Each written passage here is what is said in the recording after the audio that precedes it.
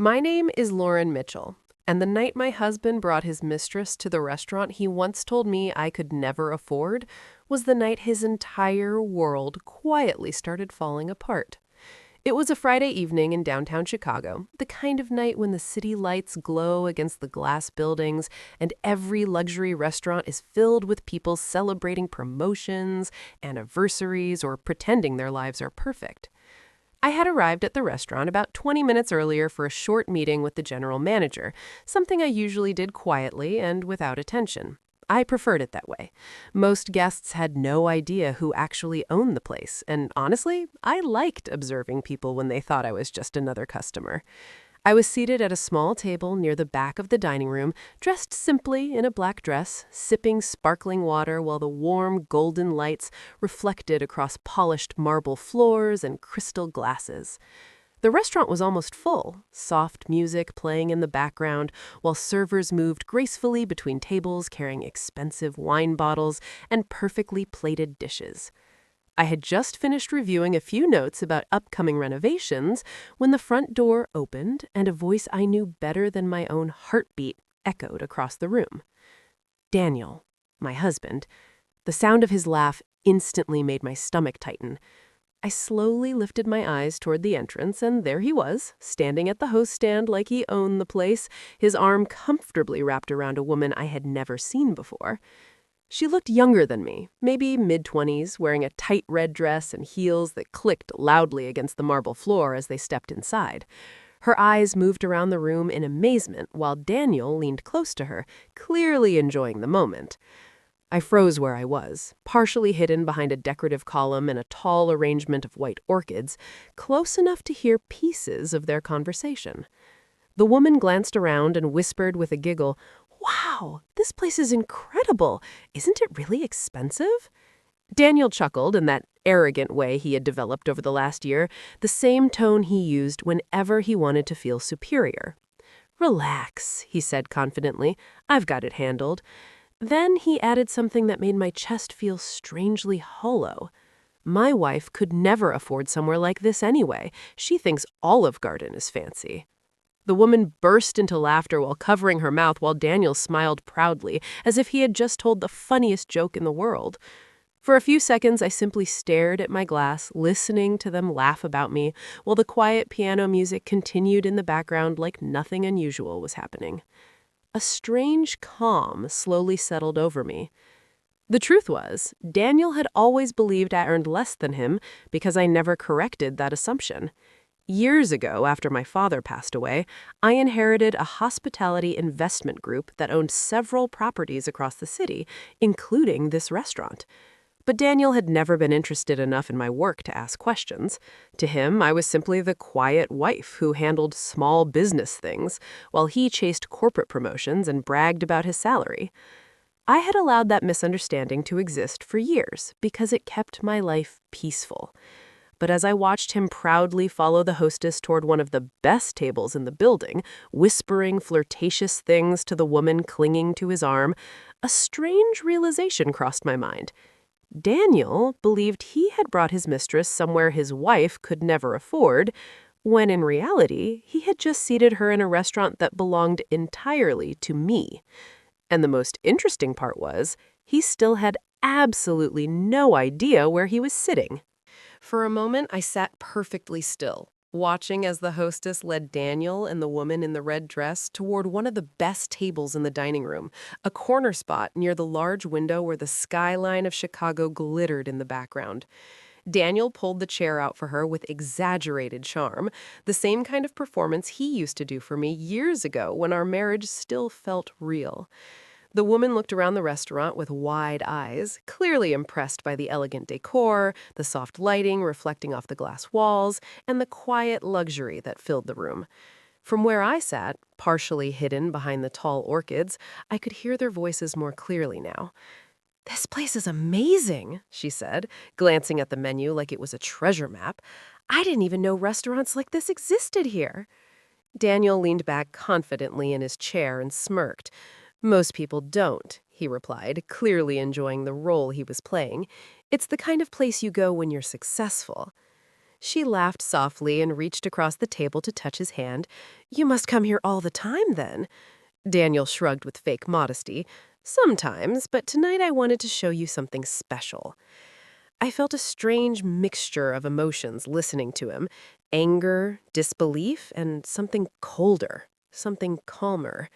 For years, Daniel had complained about money, about bills, about how my small business work probably wouldn't help much with our future. Yet here he was, proudly pretending he belonged among the city's wealthiest guests, while insulting the very person who had quietly built a life far more stable than he ever realized. A server approached their table with 2 glasses of champagne, part of the standard welcome service we offered to certain guests, and Daniel lifted his glass with a confident smile. "To new beginnings," he said, looking directly at the woman. She clinked her glass against his. "To better choices," she replied playfully. I lowered my eyes for a moment, letting the words sink in. The irony of the situation was almost unbelievable. At that exact moment, the general manager of the restaurant, Michael, stepped out from the hallway that led to the offices in the back. He spotted me immediately, his expression lighting up with recognition as he began walking across the dining room. Michael had worked with my family for nearly 6 years, and unlike most of the staff, he knew exactly who I was. I quickly gave him a small gesture with my hand, a silent signal to wait, but it was already too late. His pace slowed slightly as he approached my table, though his voice still carried the professional warmth he used with every important guest. "Good evening, Miss Mitchell," he said politely. "I didn't realize you were joining us in the dining room tonight." The moment those words left his mouth, I saw Daniel's head turn across the room. At first, his expression was only mildly curious, like someone noticing a familiar face in a crowd. Then his eyes locked onto mine. The confusion came instantly. He stared at me for several seconds, clearly trying to understand why his wife was sitting calmly inside the very restaurant he had just claimed she couldn't afford. The woman beside him followed his gaze and looked over as well, her smile slowly fading as she realized the person Daniel had been mocking only minutes earlier was now being greeted by the manager with unmistakable respect. I could see Daniel's posture stiffen in his chair as Michael continued speaking. "Would you like me to prepare your usual table in the private lounge?" he asked. The dining room around us remained filled with quiet conversation and clinking glasses, but at that table by the window, the atmosphere had suddenly changed. Daniel was staring at me now, his confidence slipping away piece by piece, and the most fascinating part was that he still hadn't heard the most important words yet, the words that were about to make the entire situation impossible for him to explain. For a moment, I sat perfectly still, watching as the hostess led Daniel and the woman in the red dress toward one of the best tables in the dining room, a corner spot near the tall windows where the Chicago skyline shimmered against the dark evening sky. Daniel pulled out her chair with exaggerated charm, the same gesture he used to do for me years ago when our marriage still felt genuine. The woman looked around the restaurant with wide eyes, clearly impressed by the warm lighting, the elegant decor, and the quiet luxury surrounding them. From where I sat, partially hidden behind the tall arrangement of white orchids, I could hear their conversation more clearly now. "This place is beautiful," she whispered excitedly while opening the menu. "Isn't it incredibly expensive?" Daniel leaned back confidently in his chair and smirked like a man showing off a trophy. "Relax," he said smoothly. "When you work hard enough, places like this become normal." She smiled at him admiringly, clearly impressed by the image he was creating. "You must come here all the time, then?" Daniel shrugged casually. "Sometimes, but tonight I wanted to show you something special." Listening to him felt surreal. For years, Daniel had complained about bills, about budgets, about how my work probably didn't contribute much to our financial future. Yet here he was, confidently pretending he belonged among the wealthiest guests in the room, while insulting the woman who had quietly built a life he knew nothing about. A server approached their table with 2 glasses of champagne, part of the welcome service offered to select guests, and Daniel lifted his glass with a proud smile. "To new beginnings," he said, looking directly into the woman's eyes. She clinked her glass against his and laughed softly. To better choices, she replied playfully. I looked down at my own glass for a moment, letting the irony settle. At that exact moment, the restaurant's general manager, Michael, stepped out from the hallway leading to the offices in the back. His eyes quickly scanned the dining room before landing on me, and his expression brightened with recognition. Michael had worked for my family for nearly 6 years, and unlike most of the staff, he knew exactly who I was. He immediately began walking toward my table.